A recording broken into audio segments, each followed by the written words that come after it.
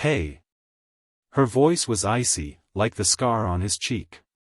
He reached for his wallet, but had no idea what he was paying for. For that night? For the years? For a single moment of weakness? The room smelled of burned bridges. And blood. His wrist was bleeding. Just a scratch, but he hadn't noticed it before. Nor had he noticed the envelope now lying on the table. It hadn't been there a moment ago. No one saw her place it. No one saw her move. The music in the restaurant had stopped. Waiters lined up at the walls, unmoving. The pianist's fingers hovered above the keys, paralyzed. It felt rehearsed. Choreographed. Wrong. She stood across from him, wrapped in something too elegant to be threatening, yet the room had turned cold the moment she walked in. The smell of her perfume masked something darker. Chemical. Unfamiliar. She was no longer the woman he thought he knew. If he ever knew her. "What's inside?" he asked, gesturing at the envelope. Her eyes didn't move. "You already know." He didn't. Or maybe he did.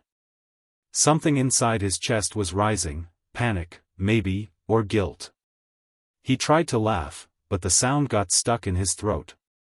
He looked down. The photos that had spilled from his wallet were wrong. Out of time. One showed a man who shouldn't be alive. One showed a woman who never existed. Another, him, standing in front of a burning building. Smiling. His hands trembled. She slid a glass toward him. Red liquid. Not wine. "Drink it," she said. He didn't move. "You always loved control," she whispered. "Let's see how well you handle losing it." Then, suddenly, darkness. Lights out. The chandelier blinked and died. Gasps in the room. A thud. A scream. Then silence. Emergency lights kicked in, bathing the restaurant in cold blue. She was gone. So was the envelope. He stood up too fast, heart racing. His phone buzzed. No service. Another vibration. A different device. His watch. A new app was open. A countdown. 167:03:18. The seconds ticked. He turned, and behind him, on the mirror, written in condensation. "You have 7 days to remember what you erased." His knees buckled. He gripped the edge of the table. A waiter handed him a napkin. There was a single word written on it in red ink. Confess. But to whom? To her? To the dead? To himself? He had no idea what was happening. Only that it had already begun. He pushed through the restaurant's revolving door and into the rain, scanning the street.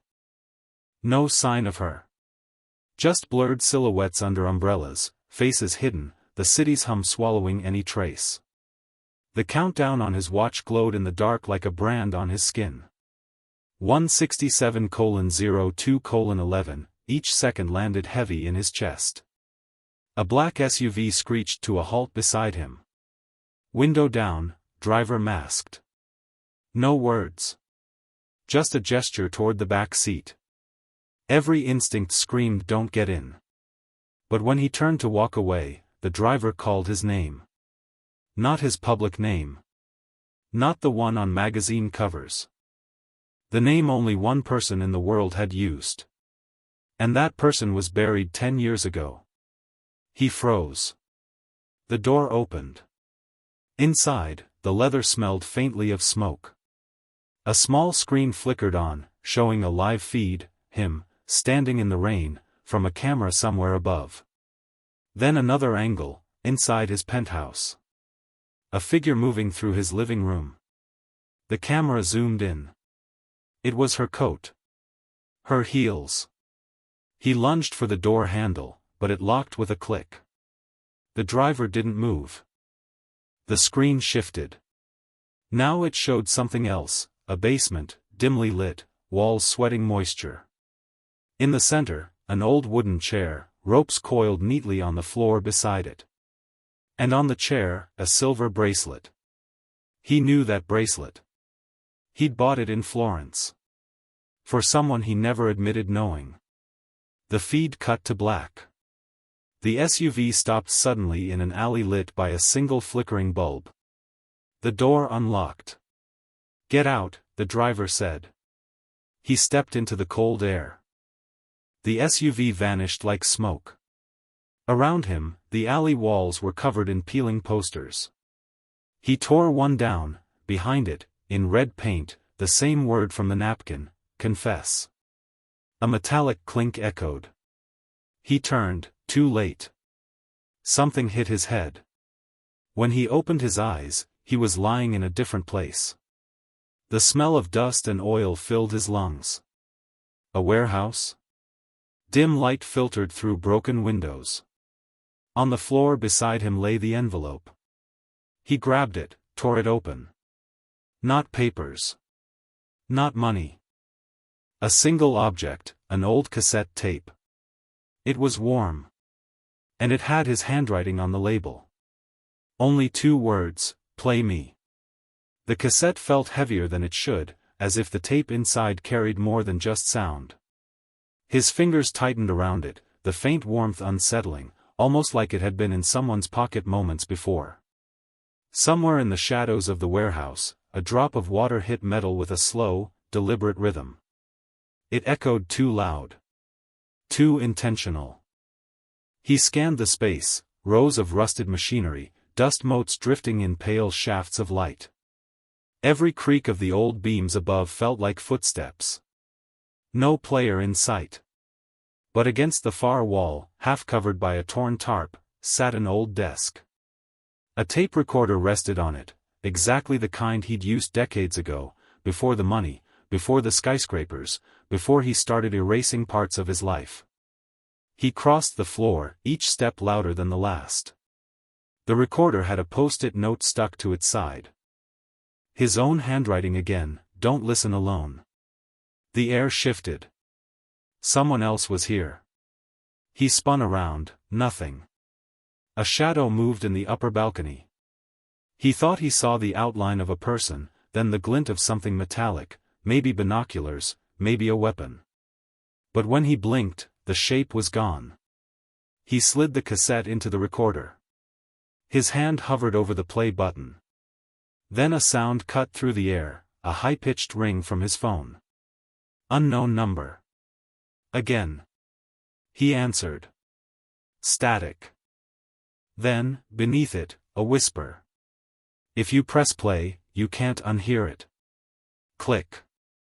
The line went dead. The tape recorder whirred as if it had started on its own. His breath caught. A voice came through the speakers, his own voice. Older, tired, laced with something like regret. "If you're hearing this, it means I failed. And they found her." The tape hissed.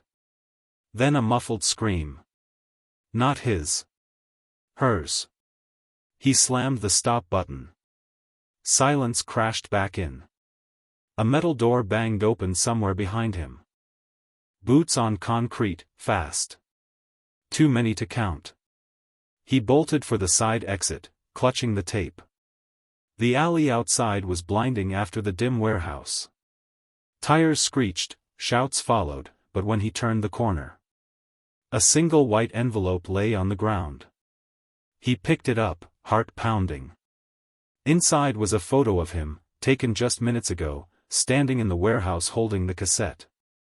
On the back, in the same red ink, "We're always one step ahead." And below that, a number. Not a phone number. Not coordinates.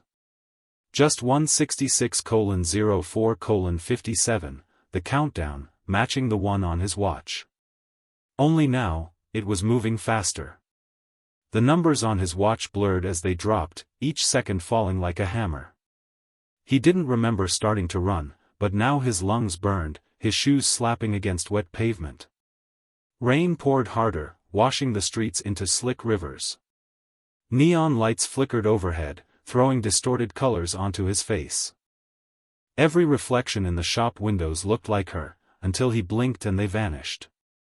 He turned a corner, and froze. She was standing in the middle of the street. No umbrella. Hair soaked, dress clinging to her. She didn't move, didn't even flinch as a bus roared past inches away. He stepped toward her, but a sudden car horn blared behind him. He spun around, black sedan, headlights like eyes. It accelerated. He dove sideways. Tires screamed, the car missed him by inches, but when he looked back, she was gone. Only a small object remained where she'd been. A hotel keycard. No logo, just the number 314 scratched into the plastic. He pocketed it and ducked into the nearest building to catch his breath. It was a train station, empty, too empty for the hour. The only sound was the distant echo of a single announcement, final boarding. Platform 7. Something about the voice felt wrong. Flat, almost mechanical. He moved toward the sound, past shuttered kiosks and flickering lights. Platform 7 was deserted, except for one suitcase sitting in the center. He approached slowly. The lock was open. Inside, another envelope. His stomach twisted as he tore it open. A photograph. Black and white. Him again, but not now. Younger. Standing beside a woman whose face had been torn out of the picture. On the back, "Do you remember her name yet?" Before he could react, a train's horn blasted. He turned, no train. The platform was empty. The sound was coming from above. He looked up. A man stood on the overpass, pointing a camera at him. Flash. Then the man turned and ran. He gave chase, his heartbeat pounding louder than the rain. Up the stairs, across the bridge, into another corridor, until he burst through a door and found himself in a hotel hallway. The numbers on the doors blurred past as he sprinted, searching, until he saw it. 314, the door was ajar. He pushed it open. The room was dark except for a single television flickering static. On the bed lay dozens of photographs, every one of them of him, taken from angles that made his skin crawl. In the center of the bed, a phone. It rang once, then stopped. On the screen, a text message. "Stop running. Or she dies sooner." The countdown on his watch jumped again. Now it read 165:12:31. Faster. He stared at the phone, pulse hammering so hard it blurred his vision. The static from the TV seemed to grow louder, filling every corner of the room like it was alive. He snatched the phone, but the screen went black in his hand, dead. No power. No explanation. Then, 3 knocks at the door. Slow. Deliberate. He froze. Another 3. Louder. He stepped backward, but the television cut from static to an image. Grainy. Live. It was the hallway outside the room, from an angle that suggested the camera was inside the peephole. A figure stood there, head down, wearing his coat. His coat. The knocking stopped. The figure looked up directly into the camera. It was his face. He stumbled back against the wall, knocking over a chair. By the time he looked again, the hallway was empty. The TV went black. The phone in his pocket buzzed. Impossible, it was dead seconds ago. A new text. "You can't hide from yourself." His skin crawled. He yanked open the nightstand drawer, empty, except for another envelope. Inside, a map of the city with 3 locations marked in red. No names. No streets. Just numbers, 3, 7, 0, the watch beeped. Countdown, 164:19:12.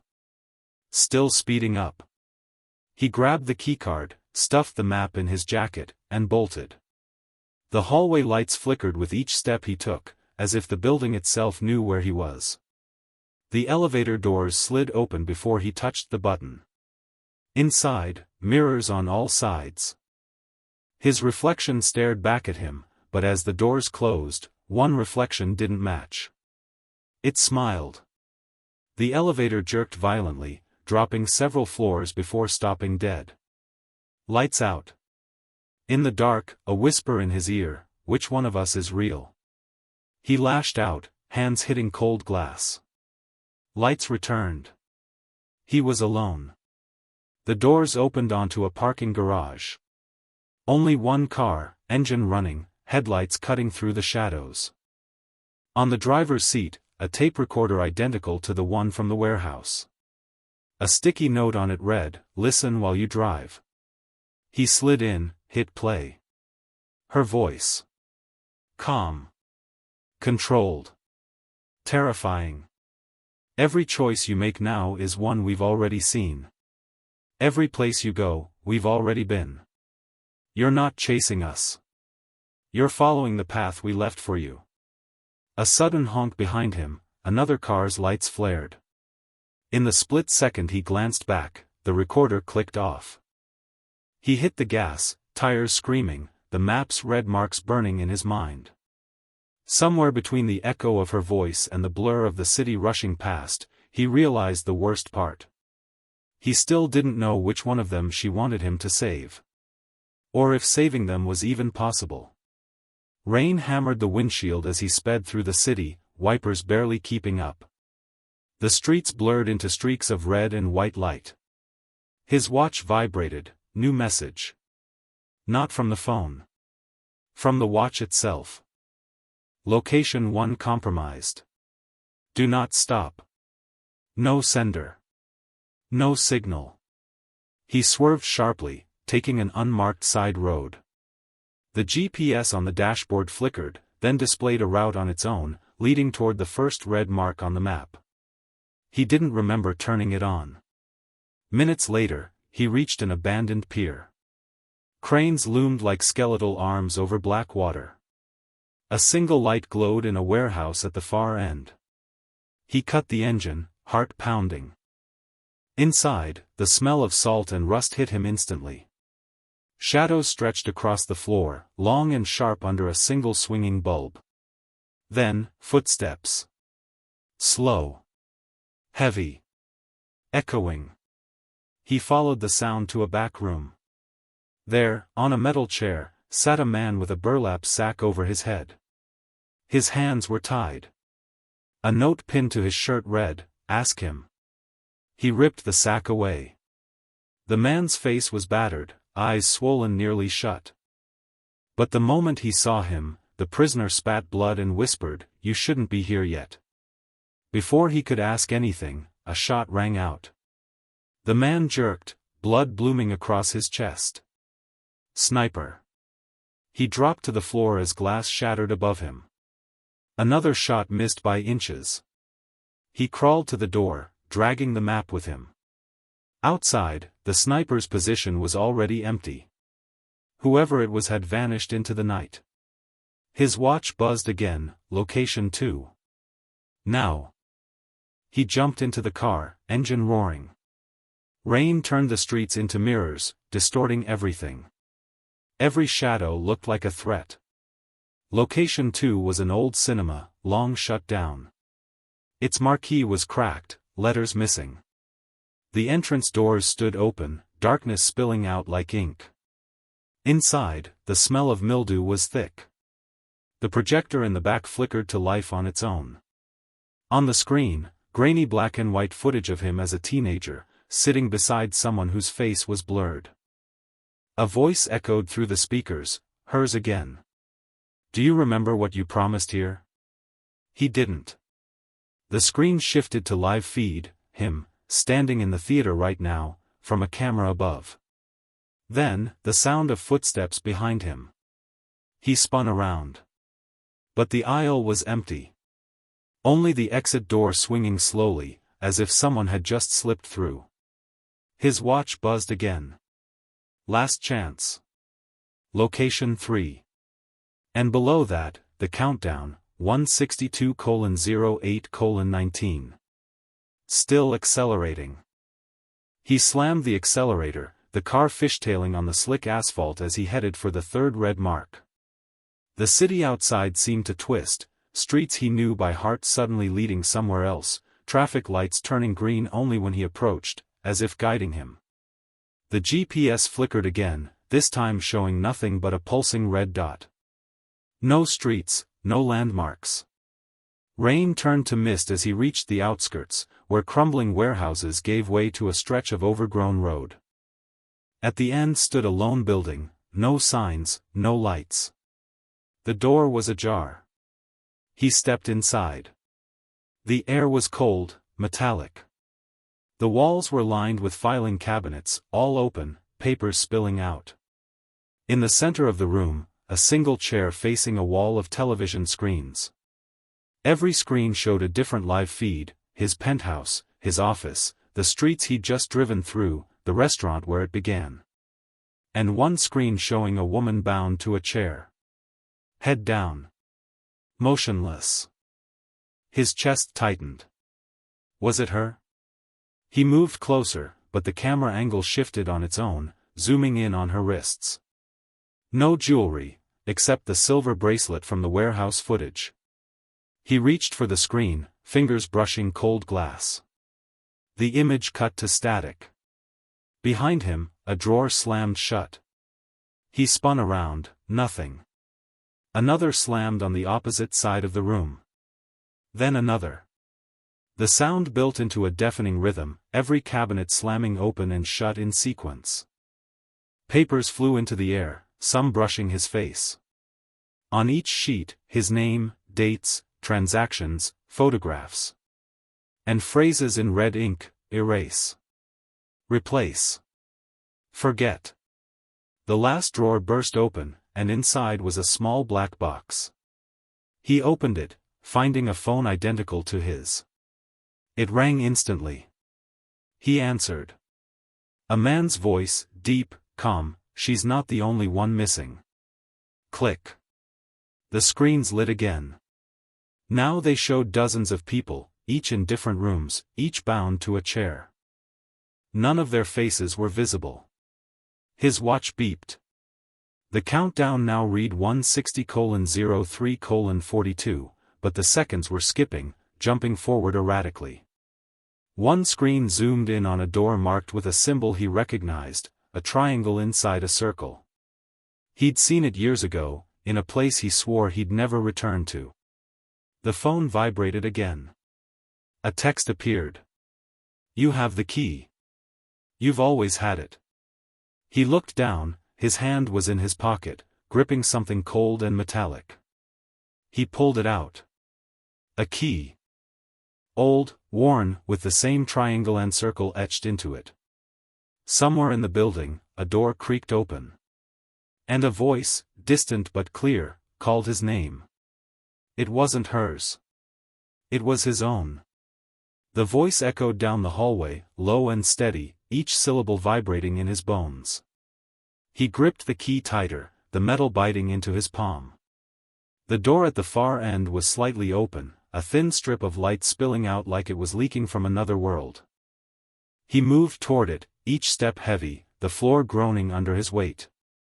The air grew warmer, thicker, as if the building itself was breathing.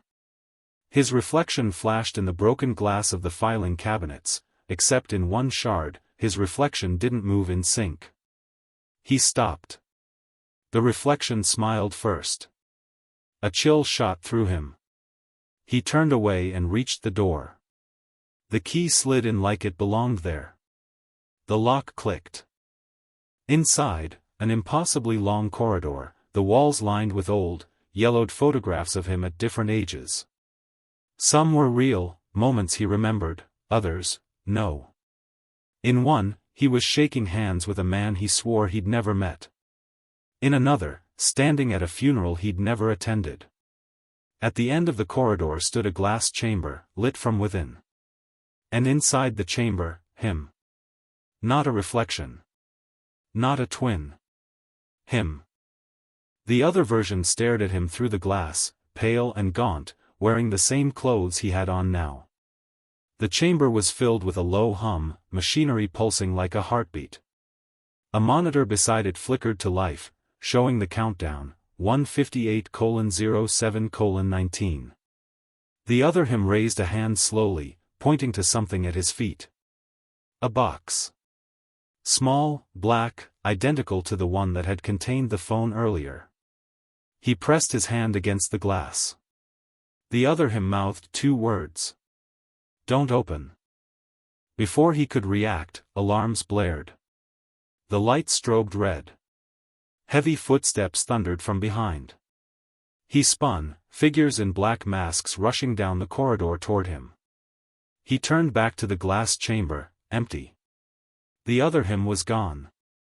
The box remained. Instinct, or desperation, made him grab it. The moment he did, the alarms stopped. Silence slammed into the space, thicker than the air.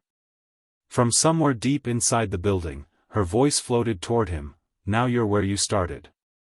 The walls shifted. Literally.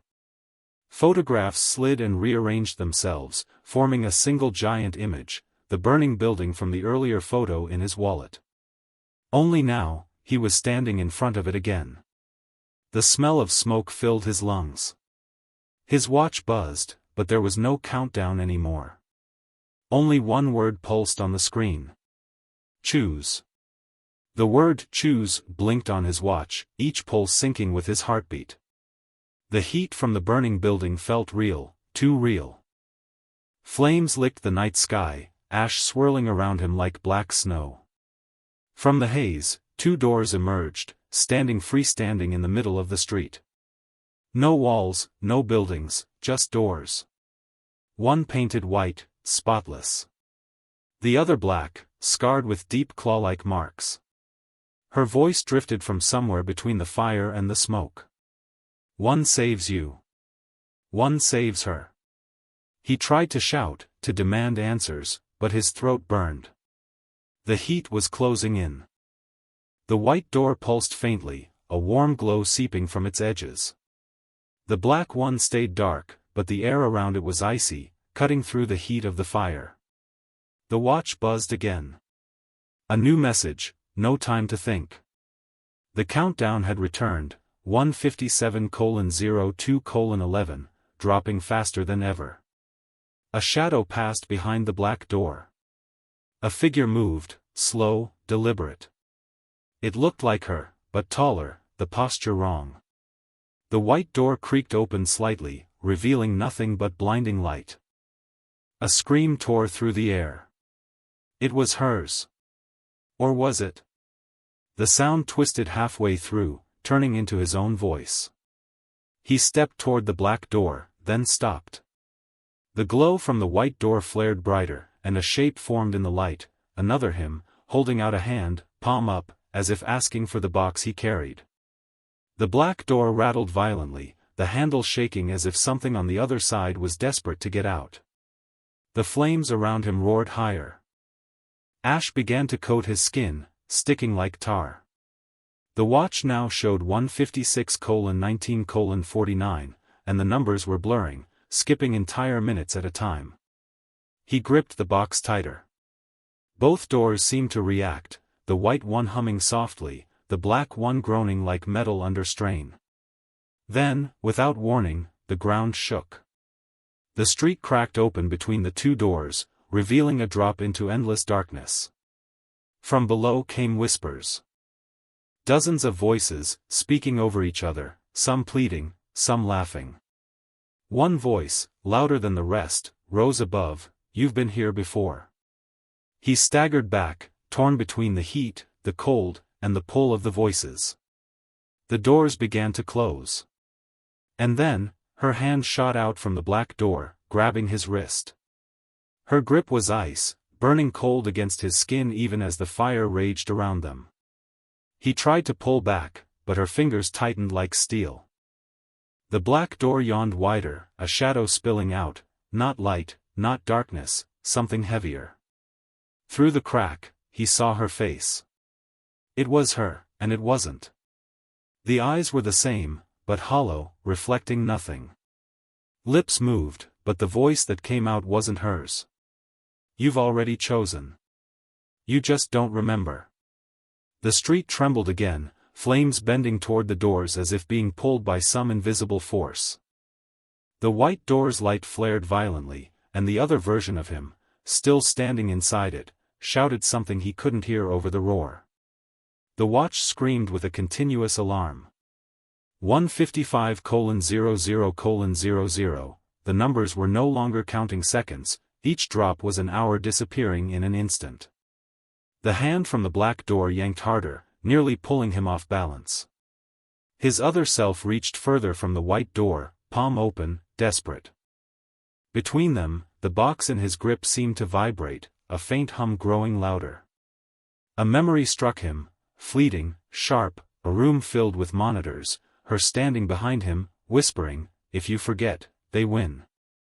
If you remember, we both die." The black door slammed halfway shut, her grip slipping from his wrist. She stared at him one last time before vanishing into the shadow. The ground beneath him gave way. He fell, clutching the box, past walls of shifting images, his life rewritten, faces replaced, whole years erased in seconds. Somewhere above, both doors slammed shut in unison. He landed hard on cold metal. Darkness. Silence. A single light clicked on overhead, illuminating a table in front of him. On it, the box, now open. Inside, the cassette tape from before. And a gun. Footsteps approached from the shadows. A figure emerged, it was him. The other him. Only now, his face was calm, almost sympathetic. "They're going to ask you one question," the other him said, voice steady. "You can only answer once. And your answer decides who walks out of here." Before he could speak, another voice filled the room, hers. Close, but unseen. "Time's up. Choose." The countdown on his watch hit 000:00:01. He opened his mouth. And the screen went black.